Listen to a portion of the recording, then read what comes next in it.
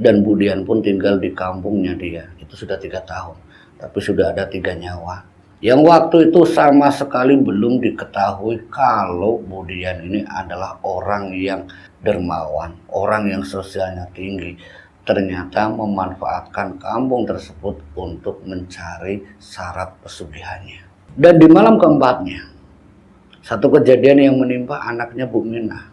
Kalau anaknya harus mengembuskan nafas terakhir dalam keadaan yang sangat mengerikan. Anaknya meninggal dalam keadaan mata melotot, lidah menjulur. Allahu Akbar.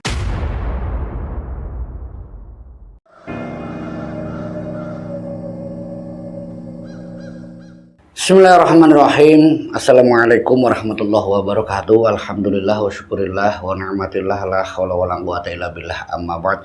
Jumpa kembali di channel Hikmah Misteri bersama saya Pak Ade. Di kesempatan kali ini saya akan mencoba menceritakan kisah pengalaman dari seorang ibu rumah tangga yang menceritakan tentang bagaimana dirinya yang berseteru dengan tetangga dekatnya. Kisah ini saya beri judul "Di balik jilbab dan kedermawanan tetanggaku ternyata hanyalah topeng". Kisah ini dikirim salah satu ibu rumah tangga yang nama, toko, dan tempatnya minta disamarkan. Dan tidak usah lama-lama, kita langsung masuk ke cerita Hikmah Misteri. Tepat di tahun 2000-an, sebut saja di sini namanya Ibu Minah. Ibu Minah seorang ibu rumah tangga yang setiap harinya mengurus ketiga anaknya. Suaminya yang bekerja sebagai buruh pabrik, dan dia menceritakan tentang tetangganya, sebut saja namanya Ibu Dian. Mungkin dalam cerita beliau, sedikit saya bertanya ketika kiriman cerita itu datang, apakah ini tetangga ibu? Ataukah ini ada kaitannya dengan apa yang dirasakan ibu? Dibalas cerita tersebut, ini bukan tentang aib Pak, tapi tentang perilaku keji tetanggaku. Nah, ada apa? Disinilah awal mula saya akhirnya berani menceritakan kisah beliau. Bu Minah dan Bu Dian ini tetanggaan, tapi keadaan secara finansial itu beda sekali. Bu Minah yang kehidupannya sederhana, suaminya yang sebagai pekerja buruh pabrik, sedangkan Ibu Dian, orang yang terbilang dia itu sangat sukses dengan suaminya yang seorang kontraktor. Awalnya Bu Minah mengira kalau Bu Dian yang setiap kali keluar dia memakai jilbab. Dan bukan hanya itu saja, perilakunya Bu Dian ini terbilang sangat-sangat bijaksana. Dia sering kali menjenguk orang-orang sakit. Dia sering sekali menjadi donatur di desanya. Bisa dibilang Bu Dian ini seorang yang dermawan. Sosialnya luar biasa. Dan kedekatan Bu Minah sama Bu Dian akhirnya pun terjalin. Diceritakan oleh Bu Minah, Bu Dian ini adalah seorang pendatang. Dia bukan asli pribumi atau penduduk kampung setempat. 5 tahun tinggal di situ ketika Bu Minah saat itu dikaruniai 2 anak. Kelahiran anak ketiga itu awal pertama Bu Dian datang. 5 tahun yang sebagai pendatang mungkin untuk mencari simpati warga lingkungan sekitar. Dengan pekerjaan suaminya sebagai kontraktor, tidak sulit bagi Bu Dian untuk mencuri hati warga sekitar. Perilakunya dia yang setiap kali ada orang sakit dia jenguk, yang setiap kali dari pihak desa misalkan jalan yang rusak, Bu Dian ini selalu ngasih dana untuk perbaikan jalan. Dan ini pun menjadi semacam dieluk-elukan oleh warga.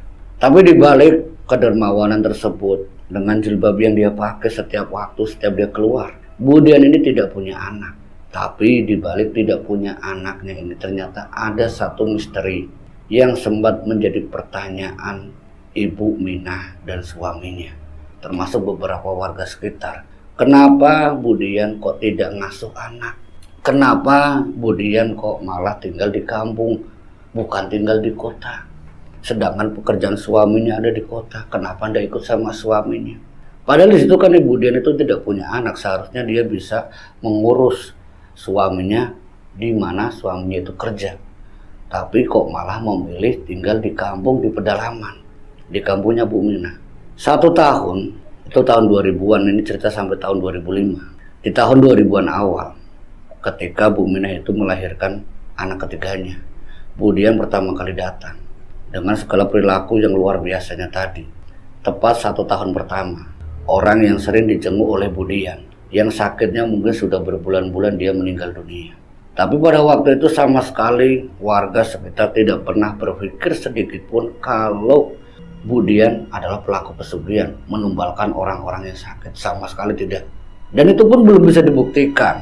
Bu Mina sendiri, dia tidak menyangka tahun pertama, tahun kedua, dan ketiga, setiap kali ada orang yang sakit, Bu Dian ini selalu mengurusi orang tersebut. Tapi yang diurus oleh Bu Dian semuanya meninggal dunia.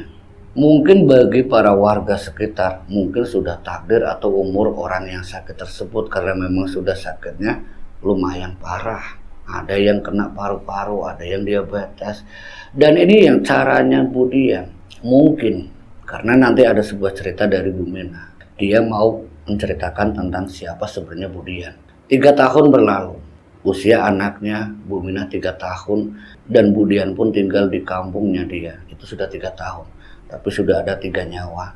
Yang waktu itu sama sekali belum diketahui kalau Bu Dian ini adalah orang yang dermawan, orang yang sosialnya tinggi.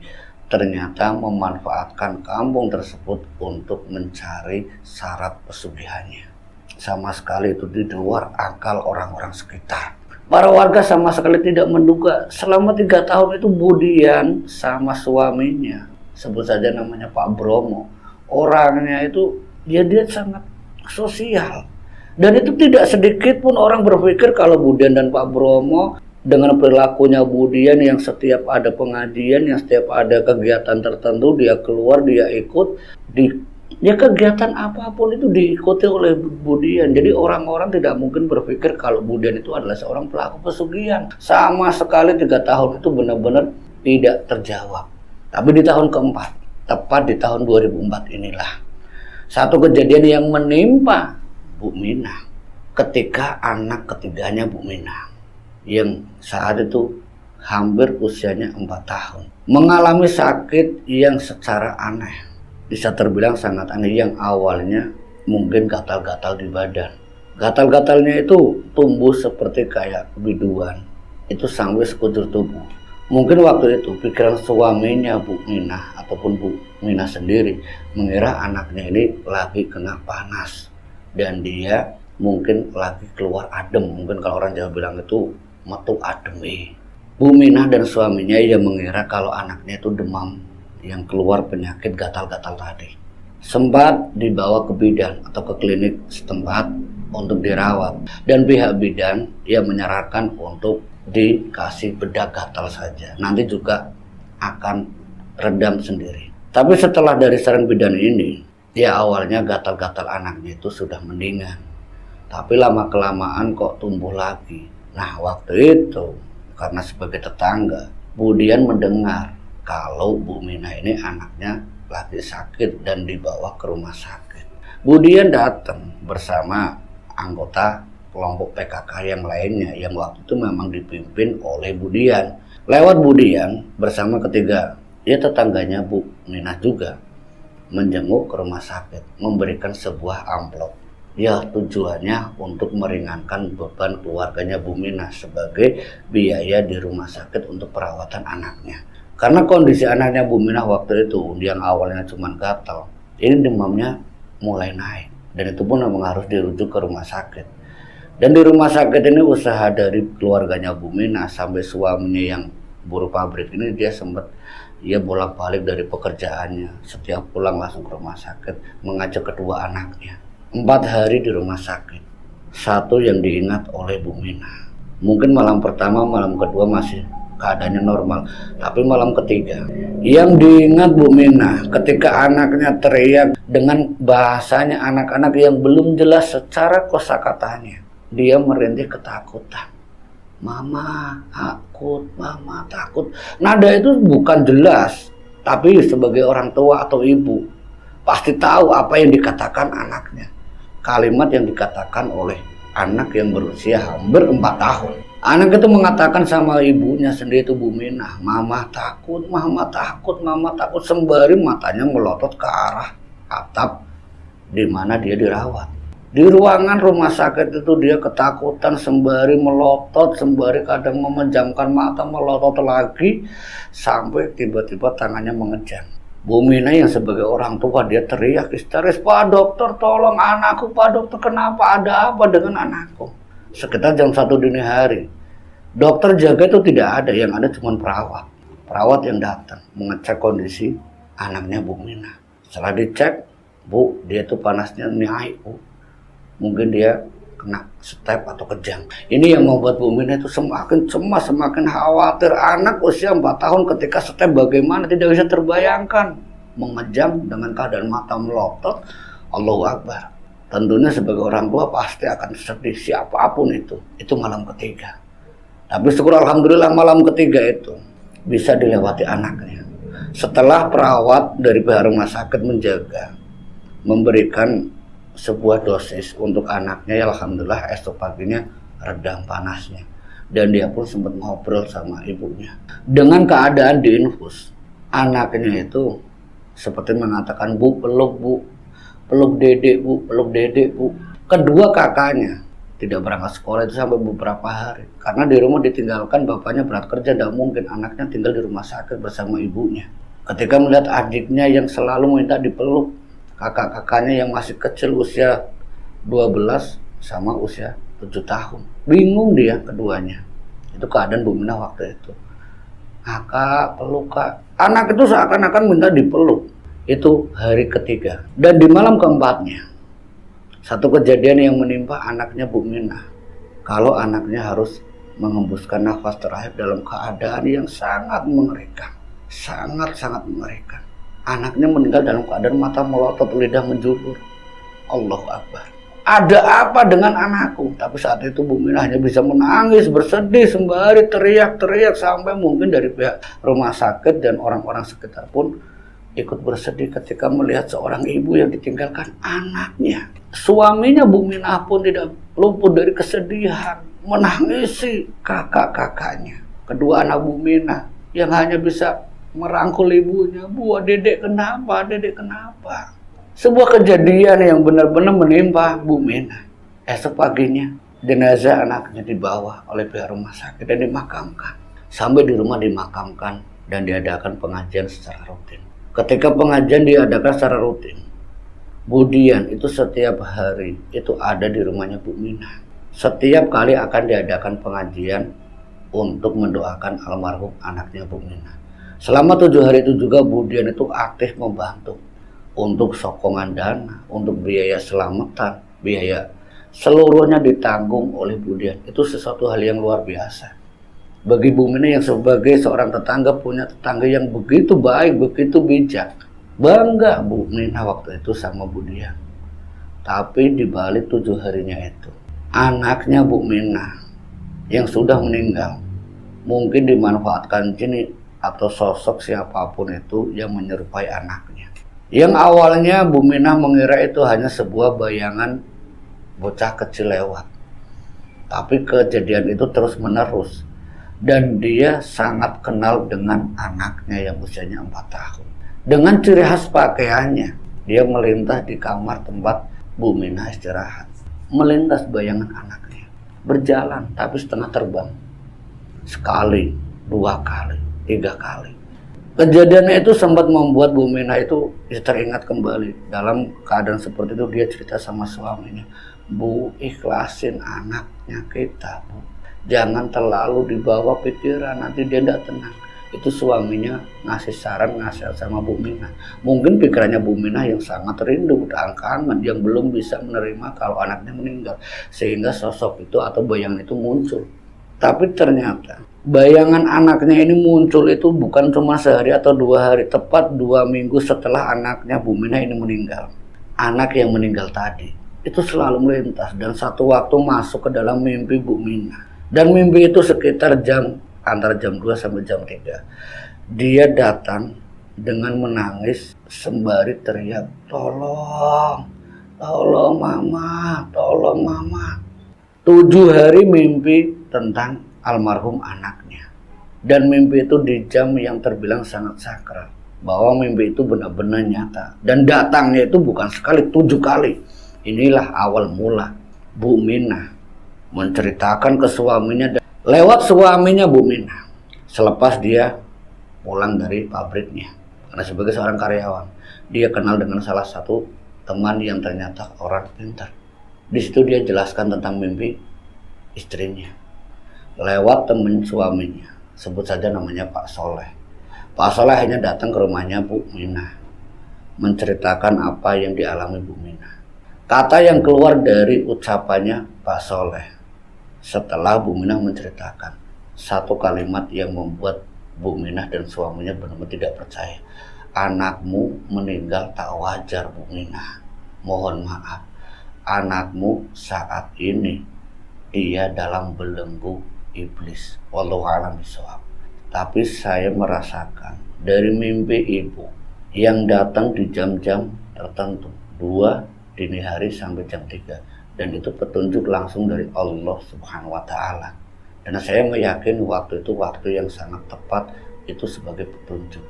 Dia datang ke ibu dengan tangisan, dengan minta tolong. Sebaiknya ibu hati-hati. Hati-hati di mana Pak Soleh? Hati-hati dengan apa yang sudah ibu alami tentang anak ibu. Ini ada orang yang sengaja menumbalkan anak ibu.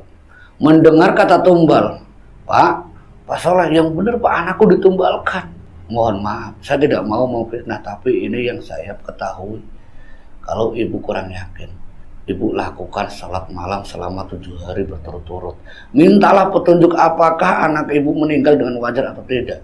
Saya akan bantu kasih amalan untuk ibu agar semua petunjuk itu benar-benar nyata. Wallahu a'lam bishawab. Semua karena izin Allah. Dan Bu Minah sama suaminya mendengar kata dari Pak Soleh. Dia diberikan sebuah amalan zikir. Bu Minah dan suaminya setiap malam melakukan sholat hajat, meminta petunjuk apakah benar anakku meninggal karena ditumbalkan. Selama 7 hari 7 malam melakukan sholat malam, sholat hajat tadi, muncul sosok wajah Bu Dian. Dan itu ketika Bu Minah sedang berzikir dan setelah dia tertidur. Itu datang bukan sekali, hampir 4 malam berturut-turut kedatangan Bu Dian. Dan ini semakin membuat Bu Minah sama suaminya itu, apa mungkin Bu Dian itu pelaku pesugihan. Rasa penasaran, rasa ingin tahu dengan sosok siapa Bu Dian. Bu Minah bertanya-tanya, bukan hanya ke suaminya saja. Dia mencari orang-orang yang dulu pernah dibantu oleh Bu Dian. Dicari satu persatu, orang yang dulu kena diabetes, orang yang dulu meninggal karena paru-paru. Dan semuanya itu adalah korban-korban yang meninggal karena sakit. Dari 1 penjelasan, 2 penjelasan, dan 3 penjelasan, semua akhirnya terungkap bahwa di balik kematian orang yang dijenguk dan dibiayai oleh Bu Dian, semua meninggal karena ditumbalkan. Dan mereka keluarga-keluarga yang ditinggalkan sama persis dengan apa yang dialami oleh Bu Minah. Didatangi almarhum orang-orang yang sudah meninggal. Mungkin itu dimanfaatkan oleh jin, tapi itu sebagai petunjuk Allah memberikan izin siapapun itu wujudnya jin untuk menyerupai sosok yang sudah meninggal, untuk memberitahukan manusia yang hidup agar dia itu biar tenang di alam barzah.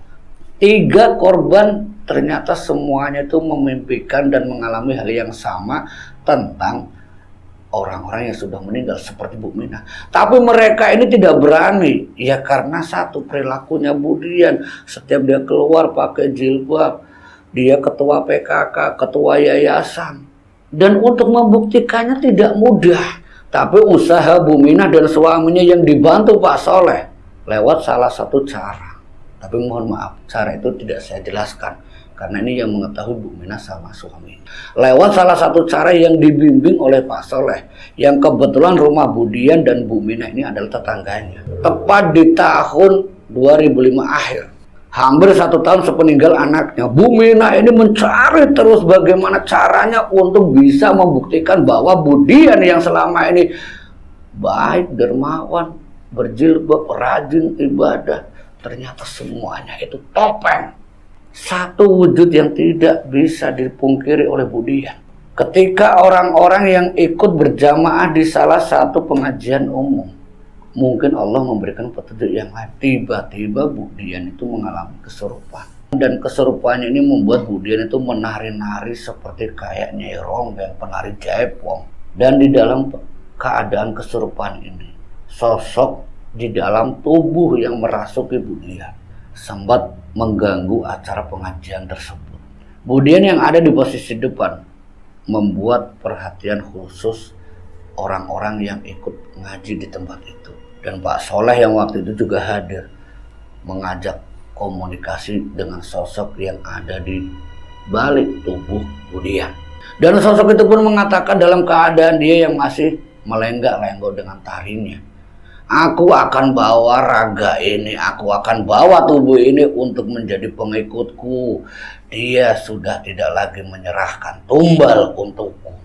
Itu dalam keadaan nari, dan di sini didengarkan ratusan orang yang ikut ngaji. Mungkin orang-orang tidak percaya ketika pertama kali kata tumbal itu muncul langsung dari sosok Budian yang dirasuki. Tapi Pak Soleh dan para ulama, para kiai yang lain berusaha mendoakan untuk menetralisir Budian. Ketika didoakan, diruqyah, Budian mengalami goncangan hebat di tubuhnya. Seperti sosok itu mau keluar tapi tidak bisa. Itu benar-benar membuat Budian itu sampai wajahnya itu memerah.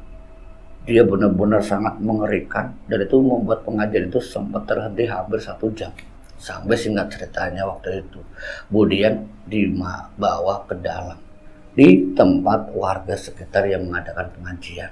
Dan Budian sewaktu dibawa ke dalam rumah yang milik warga yang mengadakan pengajian tersebut, Budian ini dalam keadaan yang masih tidak begitu sadar, begitu masih lemas badannya. Baru dia siuman setelah sosok itu benar-benar keluar. Tapi di saat Budian ini setengah sadar, dia mengucapkan, maafkan aku semuanya, aku salah. Aku salah. Itu dalam keadaan mata terpejam. Mungkin antara sadar atau tidak, Pak Soleh, Pak Kiai, para ulama, termasuk salah satu tetangganya yang tak lain adalah suaminya Bu Minah. Suaminya Bu Minah itu menyaksikan sendiri. Dia mengatakan secara langsung bahwa orang-orang yang selama ini dibantu olehnya sudah menjadi syarat pesugihannya. Disitulah semuanya terungkap bahwa dibalik perilaku yang alim, perilaku yang memakai jilbab, sosialnya luar biasa, bijaksana, punya wibawa, dan bukan hanya itu saja, kedermawanannya begitu luar biasa. Setelah mendengar apa yang dikatakan langsung dari Budian, saat itu juga para warga meminta Budian untuk pergi dari kampung itu. Jangan pernah di sini lagi sebelum kemarahan warga memuncak. Karena Bu Minah, anaknya sudah dikorbankan. Kemarahannya Bu Minah sampai mengumpat kata-kata kasar. Kata-kata kasar yang tidak pantas itu dikeluarkan oleh Bu Minah. Dan saat itu suaminya Budian yang mendengar kabar kalau istrinya itu pingsan, istrinya itu dalam keadaan kesurupan, Pak Bromo pulang. Dan saat itu Pak Bromo bilang sama seluruh warga, kalian orang-orang kampung tidak tahu diri, sudah dibantu, sudah diapa. Di sini suaminya Bu Minah, dia berdiri di hadapan Pak Bromo. Jangan sok-sokan Pak, saya sudah tahu kalau Bapak itu adalah pelaku pesugihan. Mana buktinya? Mana buktinya? Ditantang sama Pak Bromo. Dan di sini Pak Soleh yang saat itu juga mengantar Budian sampai ke rumah. Bapak bukti, boleh saya masuk Pak? Ada kamar ritual di belakang. Nggak ada Pak, nggak ada. Kalau nggak percaya silahkan. Di situ bukan cuma 1 atau 2 orang. Puluhan warga masuk ke rumahnya Pak Bromo, ke rumahnya Budian. Dan di antara rumah yang tidak terlalu besar, ada sekitar 6 kamar. Ada salah satu kamar yang ternyata benar ada tempat ritual yang dilakukan oleh Budian. Dan Pak Bromo yang sebagai kontraktor sendiri, suaminya, tidak menyadari kalau istrinya ini ternyata pelaku pesugihan. Dia sukses dengan usahanya, ternyata dibantu perewangan istrinya. Pak Bromo yang mengetahui kalau kamar itu digunakan ritual oleh istrinya, dia juga harus merasakan malu yang luar biasa. Dan ketika kamar ritual itu diacak-acak oleh warga, saat itu warga meminta sama Pak Bromo dan Budian untuk pergi dari kampung itu agar kemarahan massa atau warga ini belum berlanjut. Sekitar jam setengah 1 dini hari selepas pengajian itu selesai, Pak Bromo harus angkat kaki. Tapi dia meminta, Pak, kasih waktu Pak, esok pagi Pak, biar saya semuanya rapikan Pak. Dan di sini atas keputusan para warga, 1 malam itu ditunda. Tidak langsung diusir, menunggu pagi. Tapi kejadian di pagi hari, Budian sudah meninggal dunia. Dan meninggalnya pun seperti yang dialami oleh anaknya Bu Minah, dengan mata melotot, lidah menjulur, dengan wajah yang memerah. Mendengar kabar Budian meninggal, Bu Minah yang mungkin masih sakit hati, dia masih ngumpat-ngumpat juga. Kalimat-kalimat yang tidak pantas masih dikeluarkan. Inilah Bu Minah waktu itu ketika melihat pelaku itu benar-benar meninggal dalam keadaan yang lebih mengerikan lagi. Dan setelah Budian ini meninggal, yang bikin heran seluruh warga, hanya beberapa orang yang mengantar jenazah ke pemakaman. Hanya beberapa, karena sudah mengetahui bahwa di balik dia yang selama ini seorang dermawan, seorang sosial yang luar biasa, ternyata hanya sebuah topeng. Untuk itulah para warga, mungkin karena merasa kesal sudah ditipu, mereka ketika jenazah itu dibawa ke sebuah musola untuk disolatkan, para warga masuk menutup pintu. Mungkin itu perilaku adat, namanya warga kampung. Rasa sakit hati mungkin sudah ada, apalagi melihat orang itu melakukan pesugihan. Tapi saat itu Pak Kiai sampai dengan pengeras suara, wahai warga muslimin muslimat, bagaimanapun dia adalah manusia, punya salah, punya hilaf. Dan di sana mungkin dari ceramahnya Pak Kiai ini, beberapa warga akhirnya keluar membantu pemakaman Budian. Dan itulah akhir hidup dari Budian yang ternyata sebagai seorang pelaku pesugihan, tetangga dari Bu Minah sendiri. Dan semenjak saat itu kematian dari Budian, Pak Bromo yang sudah berjanji untuk meninggalkan rumah itu singkat ceritanya dalam 3 bulan terjual. Dan semenjak Pak Bromo ini menjual rumah tersebut, rumah itu diratakan dan dibangun kembali untuk digunakan gedung serbaguna. Dan sampai sekarang gedung serbaguna itu masih ada di samping rumah Bu Minah. Itulah pengalaman dari Bu Minah sekeluarga. Semoga dari kisah ini kita bisa ambil hikmah dan pelajarannya.